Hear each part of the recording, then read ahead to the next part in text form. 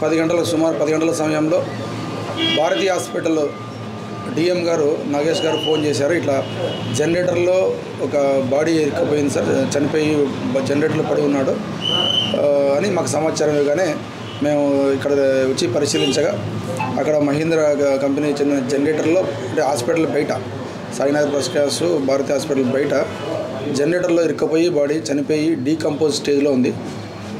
ఆ బాడీ వచ్చేసి ఏజ్ సుమారుగా 50-55 ఉండొచ్చు. Male dead body. అతని డ్రెస్ సెన్స్ చూస్తే కొద్దిగా బెగ్గర్లా అనిపిస్తుంది. అతని దగ్గర ఇడ్లీ ఉండి అలాగే చెక్లీలు కూడా ఉన్నాయి. అంటే ఏదైనా ఈ లోపలికి సుమారుగా ఒక 2 days 3 days బ్యాక్ ముందు వెళ్ళి ఉండి ఏదైనా ఇరుక్కపోయి ఉండొచ్చు. ఏదైనా అతను చలికి తట్టుకోలేకపోయి ఉండొచ్చు అనేది మేము ప్రాథమికంగా అనుమానిస్తున్నాం. సీసీ కెమెరాస్ కూడా ఉన్నాయి, చూస్తాను. 2 days 3 days నుంచి ఆ కెమెరాస్ చూస్తూ ఉన్నాం. ఆ కెమెరాస్లో కవర్ అయితే ఇమీడియట్గా దాన్ని బట్టి దర్యాప్తు ముందుకు పోతుంది.